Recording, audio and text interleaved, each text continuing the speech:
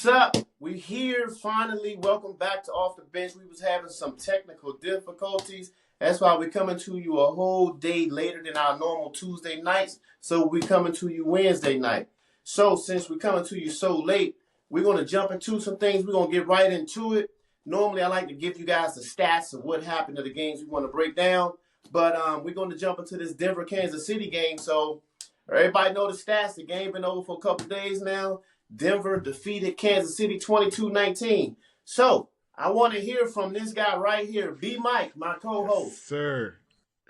Huge Denver fan.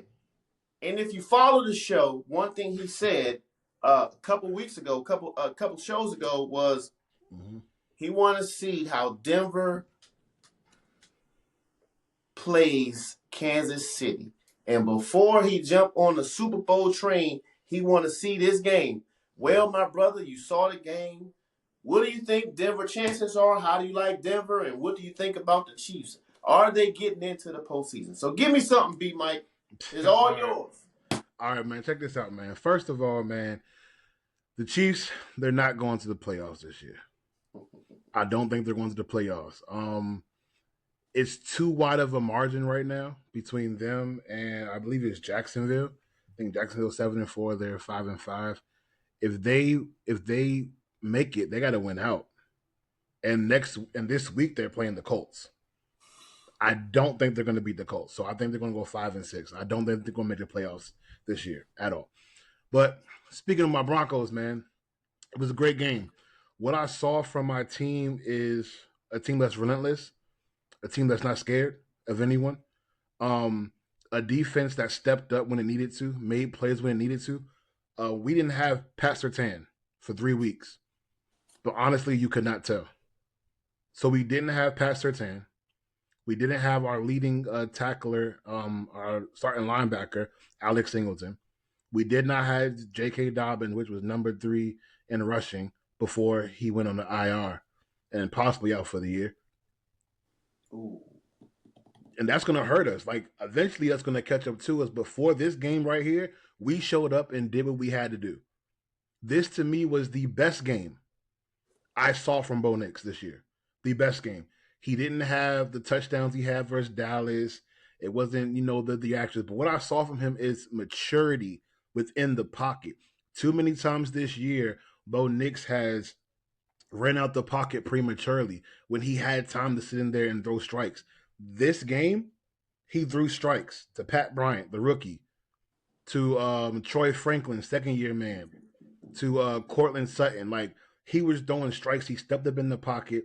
He was mature about his decision-making and threw a lot of pretty balls. Our defense pressured all night long. That's why we are the best when it comes to sacking the quarterback and getting after the quarterback. We give pressure. You got 2 seconds. Make a decision. When it comes to Denver. B, can we pause 1 second? Yeah. Never mind. It's taken care of. I had a guest and they knocked on the door. All right, continue. I'm sorry. I hope I didn't make you lose track. Oh, no, man. So when it comes to Denver, man, we find ways to win. It's not always going to be pretty.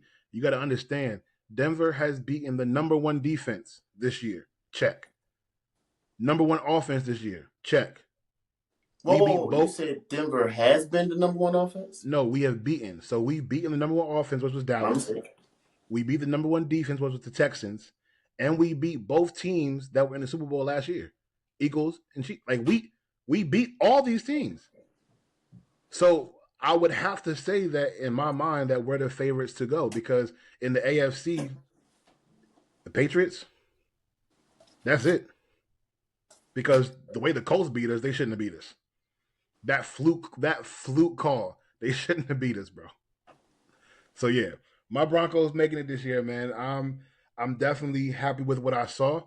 We have a bye week, and after the bye week, we coming to DC, man. You gonna be at the game? Nah, man, I'm out of town in Virginia, actually, man. I'm at the hotel now, so I'm not gonna be at the game. Tough. But I'm definitely gonna watch the game though, because I have a lot of Commanders fans that I know, a lot of Commanders fans who were talking trash at the beginning of the season. I think they're quiet now. Yeah, I don't know where they at, bro. They missing the action, bro. All right, so I'm not gonna spoil your parade because I can't. Denver is Yeah, you right can't, now man. looking like the cream of the crop over there in the AFC. Yes, sir. Will Kansas City make the playoffs? Can they get in? Kansas City has 7 games remaining. They're chasing Jacksonville. Jacksonville has 6 games remaining. But out of those 6 games Jacksonville have remaining, they got the Colts twice. Yeah. They got Denver. That's just 3 games, and I don't think that's enough. I think the rest of their games are winnable games. Those are the 3 games that stands out on their schedule. But Houston also has the tiebreaker over the Chiefs. And let's say Kansas City do split with Houston. Houston conference record is just so much better. I think Houston will still own the tiebreaker because of the conference record. But Kansas City, man, they got the Colts, Dallas on Thanksgiving, a short week. Houston, the Chargers, Tennessee, Denver.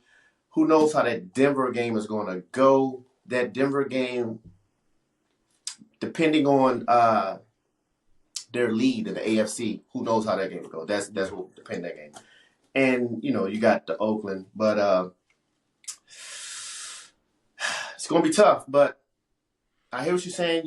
Denver beat everybody regular season. Playoffs a different animal. You got teams that do win in December, that win in January. Denver's not one of those teams yet, so it's to be seen. But again, B Mike, the floor's still yours. I'm not raining on your parade. Today is your day. You can't rain on it, man. We here. We gotta let them cook. We got a special edition of Let Them Cook because it is the unreal city of Denver. Unreal. Everybody in Denver is undefeated at home when we was coming to you originally with this. But since then, those Denver Nuggets dropped the game against the Chicago Bulls. But you still can praise the city of Denver. Good things is happening in Denver. It's still your show. B Mike. Listen, man. Unreal city of Denver. I don't know what's in the water. Man. You know what I'm saying? But it's a good time to be a fan of Denver, man. It's a good, man. It feels great, man. When I'm looking at the Nuggets coming from our championship 2023, we've had some down years, man. Last year we fired our general manager and our head coach like a week before the playoffs. We have Adelman coming in this year. We have a lot of new pieces. Jonas Valanciunas. We have Bruce Brown coming back. Tim Hardaway Jr. here. A lot of different rotations. Defense looks different. We went from a man-to-man to a heavy zone defense because we don't have switchable defenders. When you look at teams like OKC, they have switchable defenders. So you can run man-to-man and run those switches through those screens, but Denver doesn't have that. So we're learning how to have a good zone defense. And now you have Jamal Murray staggered in with the bench, which is working. So you start off the fourth quarter with Jamal Murray in the bench. You're starting off the second quarter with Jamal Murray in the bench. So it's letting Jamal Murray get his shots off. You're running the offense through Jamal Murray. So when you have the starters, run it through Jokic. When the bench is in, you're running it through Jamal. And it's working. It's working right now. Jokic, by far, the MVP of the season. 30-point triple-double. Averaging a 30-point triple-double right now on 74% true shooting. 74% as a center. And the thing about it is not only because he's a center, because for a center it's pretty easy. You're under the basket, in the paint, post shot, you know what I'm saying? It's pretty easy. This man is shooting 43% from the three.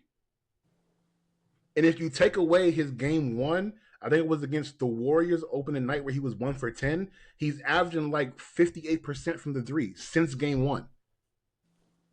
Jokic is having a phenomenal season. 55-point game with I think a 70% field goal percentage. 55 with a 70% percentage. That's crazy. He's leading the league in assists. He's leading the league in rebounds. Jokic is just, we're watching history. With Jokic right now, we are watching history unfold. I was telling someone the other day, this is the same feeling I had when I was watching Steph be Steph. When Steph began to change the game of basketball, there was a feeling that we're watching history. And I have that same feeling now about Jokic. We are literally watching history unfold. I don't think we'll ever find another center like Jokic, because what other center do you know that can score like a guard, who can pass like a guard, rebound like a big man, and kill anybody in the post? We're not having a conversation asking is Jokic the best passing center of all time. The conversation is he the best passer of all time? And for a big man to be in that conversation, you have to give him a GOAT status, man. So it's going down in Denver, man, between the Nuggets, the Avalanche, man, and the Broncos. It's a good day to be a Denver fan, sir. Feels good, brother. Feels good, man. All right, we're going to stay in the NBA. Denver's cooking right now, so I'm not going to touch that. We're going to move over to the return of the king, LeBron James, as the Lakers defeated the Utah Jazz 140-126. LeBron's first game back, the Lakers scored a season-high 140. Lakers finally playing at full strength. LeBron James breaks an NBA record, 23 seasons. Wow. So, yeah, with the way the show's been going, you've been running the show because your Denver is taking over. I'll go first. You can go second. Yes, sir. Now, Laker fans are really excited about this Laker team, man. I mean, they're saying so much about this team. I'm just going to say what I'm hearing the fans say. I'm not a Laker fan, but the fans feel as though this is the first time in a long time the team's been healthy. First time in a long time this team has won games when the stars were out. Normally when the stars are missing games, they're losing. They're winning. You know, they have a great chemistry. Looking at LeBron last night blend in with this team, knowing that he's not the guy. Laker fans are saying the Showtime Lakers are back. LeBron is about to be like Magic. You know, they got a lot to say. I was really impressed with the way DeAndre looked playing with LeBron. Man, the guy looked good. He looked like a number one draft pick. Surprised me. I didn't see that coming. Luka, best scorer in the NBA. I will say, Reeves is playing at a high scoring level. Mm-hmm. He's playing at a high level. They just need him to do that in the playoffs. You know, he disappears in the playoffs. This Laker team just need LeBron James to be like the second playmaker on the court.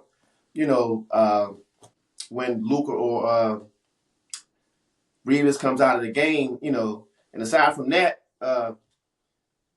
you know, be a connector, hit your shots, you know, at a high level. Be willing to be a leader, you know, on defense. LeBron James made sure he kept that 10-point streak going on. You know, he wasn't going to miss that, you know. But right.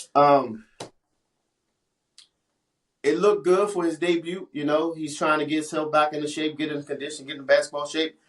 This team looks fun. They look like they enjoy playing with each other. We'll see how it develops more as the season goes on. Hopefully they don't take no steps back. They keep building. You know, LeBron James is been around forever. He is considered to many the GOAT, so he should know how to just come in and play right along with these guys. It's just like he never missed a beat. So we'll see, man. The Lakers look good. They look fun. Showtime Lakers, maybe back, maybe not. What you think about this game? Because I know early on we was talking about the Utah Jazz and how they look. It might be a play-in team, and record-wise, it's not looking good. So what you got, man? All right, man. So both of us, man, we fathers, right? We fathers, man, and we both have sons, man. We want our sons to do good, man. The Nuggets, we the daddies, you know. Lakers, they are sons. So you know, I want them to do good. You know what I'm saying? Like that's what I want to happen. So I was happy to see LeBron yesterday come back, put up a good performance, man. 10 points, 12 assists. Also, man, having 10 assists from Luka was huge for this game. Huge for this game, man. So what I saw in this game in his return was efficiency and not trying to change the offense. Right. LeBron took 7 shots last night. 7 shots. He was 2 and 3 from the 3-point line. He took 7 shots yesterday. LeBron James did not come in and try to change what was going on at all. He did what he needed to do. And what I love about it is he scored mostly playing off ball. So for most of LeBron's career, LeBron has been an on ball presence, have the ball in his hand, orchestrating everything, coming down, either a pull up three, coming down in the post, making a post move, something like that, fade away. That's been LeBron's game, right? However, with Luka being so ball dominant and now Austin Reeves being a little ball dominant, LeBron was playing a lot of off ball yesterday, which bode well for them because now since he's playing off ball, he's coming off the pin down. So there was one play in particular that I loved where Marcus Smart hit a screen for LeBron. LeBron came around the screen from the pin down, shot the three, easy bucket. Next play that I want to highlight is there was a play where DeAndre Ayton and LeBron James, it was a 2-man game. And Ayton set a nice screen for him. And that's the thing about Ayton, too, that people forget. Ayton can set a good screen. So Ayton set a good screen for LeBron. Here's what got me. LeBron garners so much attention, even on nights he's not scoring 20, 30, 40, 50 points. He garners so much attention to where everyone went with LeBron. Even the weak side defender came from the weak side to stop LeBron. So LeBron had 3 people on him. All he did was nice little bounce pass, soft dunk from Ayton. That was the game. It was like a pick and roll with Jackson Hayes, with Ayton, LeBron facilitating. Like he's King James. He's gonna garner a lot of attention, and when he does that, he's one of the best read and react players in the league. This isn't like prime Harden where you're dribbling between your legs 10 times and then you just kick it out to someone who's been open for 5 seconds. This isn't that. What it is LeBron James is actually reading and reacting to the defense. And that proves again why he has longevity in this league. It's not just because of what he does physically, it's mentally as well. This man has a high IQ for basketball. And he proved it again last night. He proved it again. And it's a breath of fresh air. It's a breath of fresh air for Luka Doncic because now Luka doesn't have to start the fourth quarter. You can rest for a little bit, come in at the middle to the end of the fourth quarter and do what you do. So that's my takeaway, but I also have to give credit to Utah. We spoke about Utah, I think this is the 3rd time on this show so far. The 3rd time. And they might not have the wins, but this team is showing me something every single game. Keontae George is hooping. That young boy is hooping. Facts. Lauri Markkanen is hooping. Lauri Markkanen actually leads the league by a wide margin on catch and shoot shots. I think it's like 11.5 a game. The next one under that is about 8.3 or something like that. So like this team has something, man. Their coach is doing something with this team. It might not have the wins, man, but if you actually watch the games, this team has something, man. But it might just take some time. Time will tell, man. We'll see. Because we both said it may be a playing team, but a little shaky in the early stages of the season. Yeah. Back to some NFL, man. So you guys know we have been without JR. You know, my man is dual-headed right now. He's in school and he's working both full-time. So he get with us when he can. So he blessed us again with his humble 6. So the top 6 teams in the NFL based on JR's humble 6. New England 1, Philly 2, the Broncos 3, the Rams 4, the Bears 5, Seattle 6.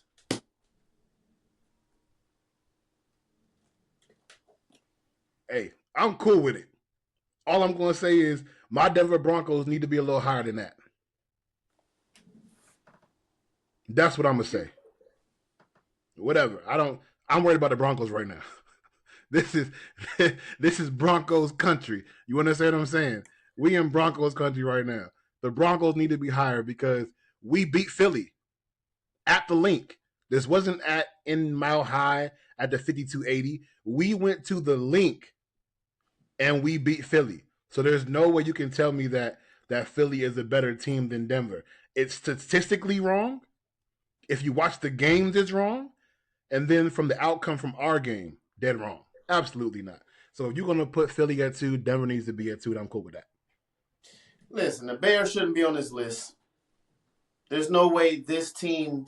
The Bears haven't beat anybody with a winning record all season. Okay. So they shouldn't be on this list. I'm still going with the Colts over the Bears. I'm going with my Packers over the Bears. I'm going with Detroit, who gave them a 50-piece, over the Bears. Mm-hmm. I'm cool with everybody on this list except the Bears. Take them off and put anybody on. He said, put the Panthers. Yeah, they beat Green Bay. I'm sure they beat Chicago. Might as well put them on there. Yeah. So that's all me with the humble 6. Just the Bears got to go.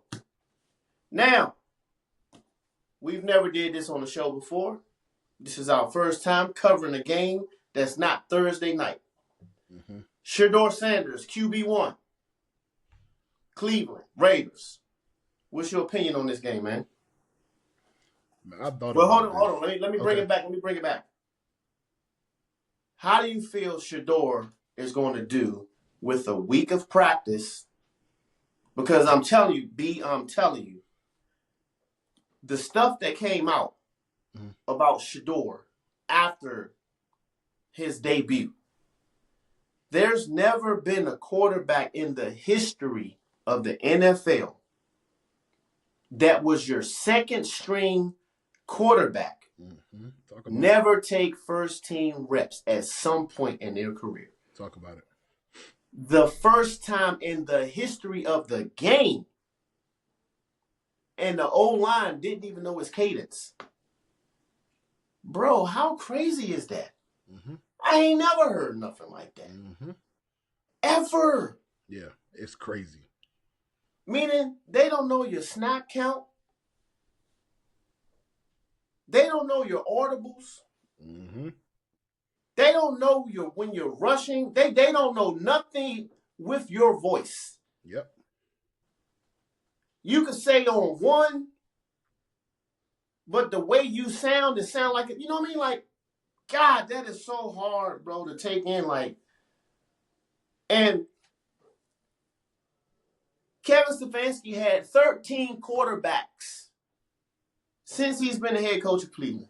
Wow, 13 is crazy. He had 13 quarterbacks since he's been at Cleveland. And all of them, with the exception of Shedeur, got first-team reps. Mm-hmm. But I'm going to stop there because I'm jumping into what I was going to say. So, B. Mike, what you thinking? How you feel about the young man finally getting his shot? Man, I'm split. I'm happy for Shedeur, but I'm pissed off with everybody else. I genuinely feel like everybody else put this young man in a situation that he's not supposed to succeed. I believe when the season started, he was the 4th quarterback, right? Mm-hmm. He wasn't even the 3rd string, 2nd string. He was the 4th string quarterback. All accounts, everybody said that he was going to go in the 1st round. Why did he go in the 5th? Why did he go after Dillon Gabriel? Do you not know what the records he broke in Jackson State and Colorado? Do you not know that single-handedly this man changed both programs? Everywhere that Shedeur has went, he has been a winner. There's no reason why he's being treated in this way. And they can say all day because he's flashy or he's loud or he's cocky, but y'all accept Jackson Dart, bro. So for me, it doesn't even make sense. But what I will say to Shedeur is this game, you got to step up, bro. Like, this not a game where you can take it easy. And I'm not even saying you got to win the game. What I'm saying is the Browns have to look better with you than they do with Dillon Gabriel. You can't put up a stinker. You cannot afford to put up a stinker because the narrative will be this is why he didn't go in the first round. This is why he didn't go in the second round. He's only here because of his father. Like, that's what the narrative is going to be. Like, you have to show up in this game, especially against the Raiders. You got to show up. Yeah, piggybacking off of just that real quick before I get into whatever else I got to add. You know, because of who he is, we could say we don't care who his dad is. He got to show us something. Fact of the matter is, Dillon Sanders, that's his son. The way these boys have been raised and the way they have always talked to the media, they talk with a certain demeanor of pride, cockiness, arrogance. And because of the way you have been throughout your collegiate career, we are expecting a good showing against the Raiders. Because your coach has never said anything positive about you to the media. This could possibly be your one and only shot to be a QB in the NFL. So I'm rooting for the young man. You know, I didn't wish anything ill towards Dillon Gabriel. You know, it's two rookie quarterbacks. Yeah. Shedeur's been dealt a bad hand, and now he got to play a bad hand and win with it. You know what I'm saying? But back to this Cleveland Brown thing, man. As I alluded to earlier, Kevin Stefanski had 13 quarterbacks since he's been the coach at Cleveland. Cleveland Brown as an organization had 42 quarterbacks since 1999. That's 2 quarterbacks a season, bro. Yeah. So you would think a franchise that's been through 42 quarterbacks knows to always have the next man ready because that's the norm over there. That's normal over there. They're not doing a good job because they went through 42 and they got 3 guys that they just had in the building that's starting somewhere else. So I don't think they know what they're doing over there. You know what I'm saying? But look at this. Check this out right here. The Cleveland Browns have paid or are paying from this season QBs, Watson, Flacco, Pickett, Gabriel, Sanders, Huntley, and Zappi. Bro, y'all had that many quarterbacks this season. Through preseason until now. That's crazy. That's 7. Watson on the payroll. He's hurt. You brought in Pickett, sent him packing. Flacco sent him packing because the young fella showed you enough in preseason that you had to keep him. But honestly speaking, bro, like, who cares about the Browns? I follow so many personalities right now in Cleveland because I want to hear news on Shedeur. Right.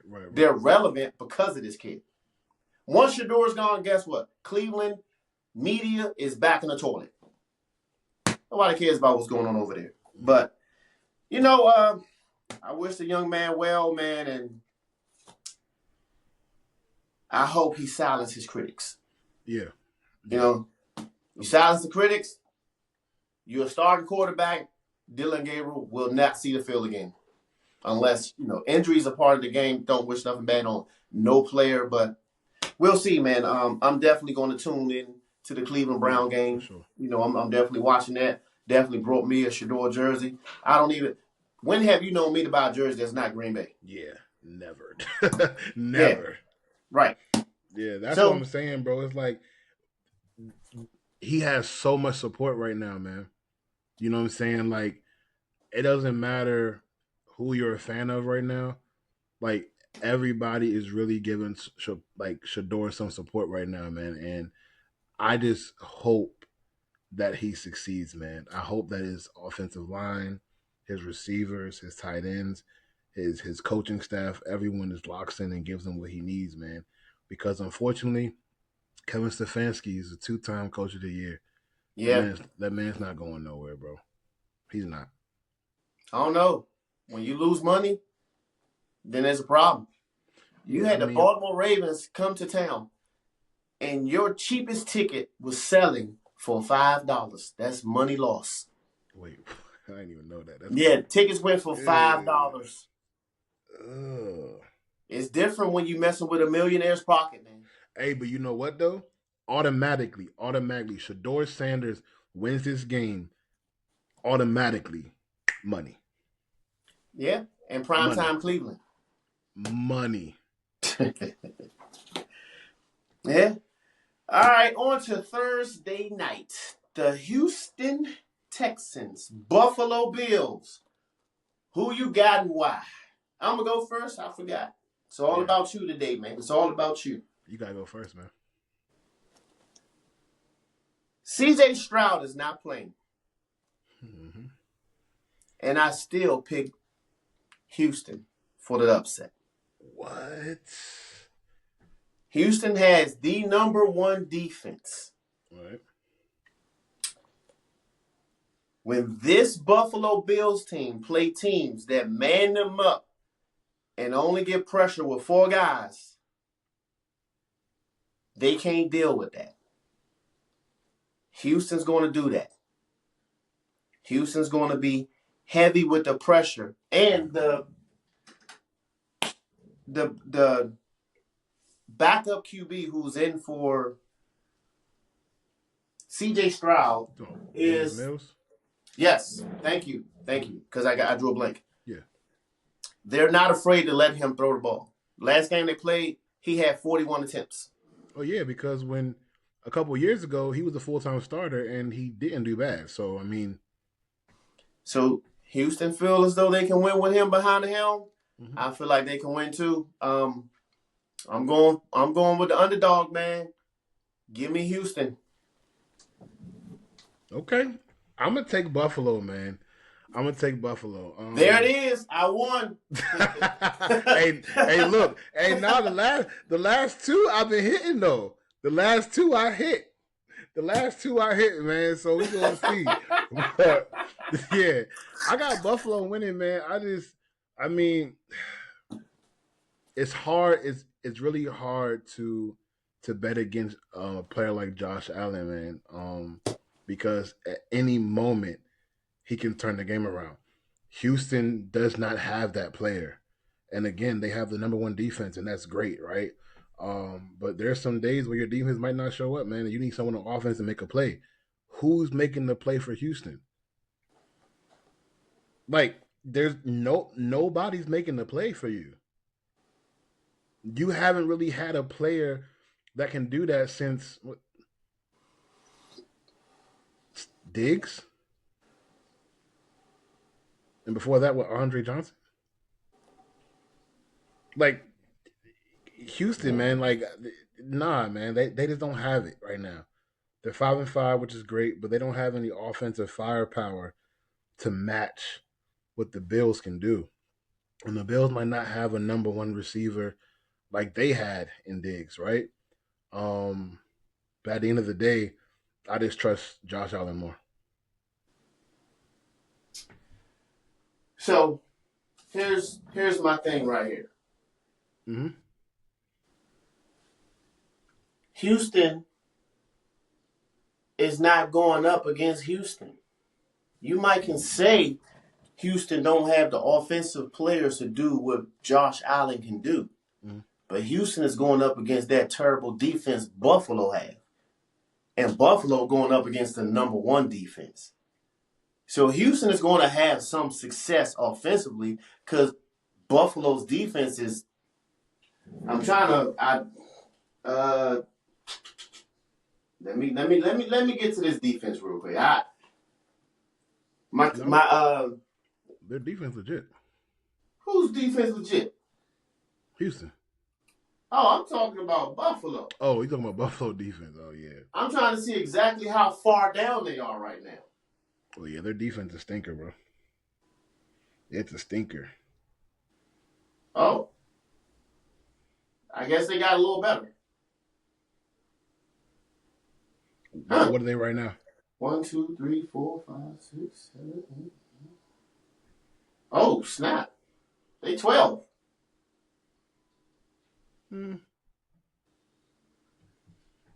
Well, they still give up. So they give up 322 yards per game. Offensively, what Houston break? Well, I can't really tell what Houston's doing because C.J. Stroud's not in it, so the numbers won't be truthful. It's with the backup, but but Houston's at home too, so I mean they got home for the advantage. So I mean, primetime game, man.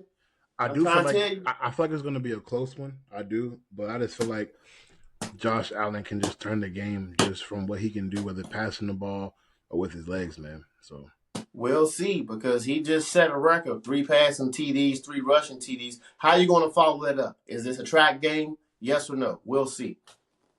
But Josh Allen is Josh Allen. He's that's a bad man. Yeah. But I got Houston with the upset, man. Man, if that happens, the AFC picture changes drastically. Ooh, tell me about it. That changes everything. That changes everything for Houston, for Jacksonville, that changes everything. It even changes it for Pat Mahomes and the Chiefs. It changes everything. I mean, that is the one team. Well, it don't change too much because even with a win, Houston's still out of the playoffs. I mean, they don't have a better record than Jacksonville. But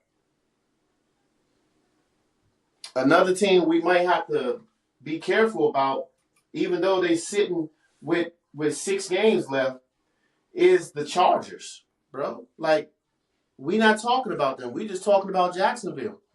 The Chargers, they got Oakland, right? After they play Oakland, they got Philly, Kansas City, Dallas, Houston, Denver. They got a gauntlet to finish the season. They could wind up and miss.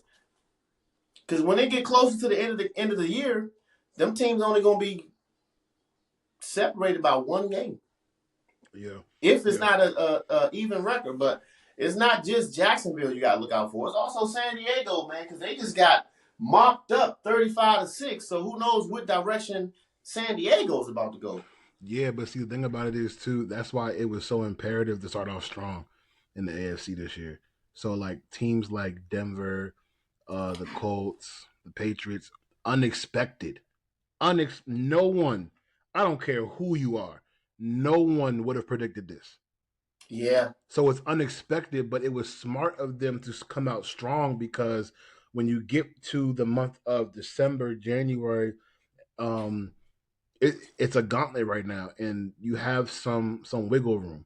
You have some wiggle room. The top of the AFC, you guys have some wiggle room, especially in your own divisions. So imagine if the Bills lose this game, the Patriots have some more wiggle room.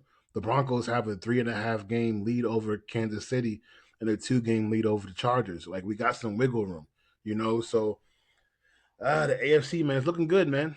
Football's looking real good right now. Yeah.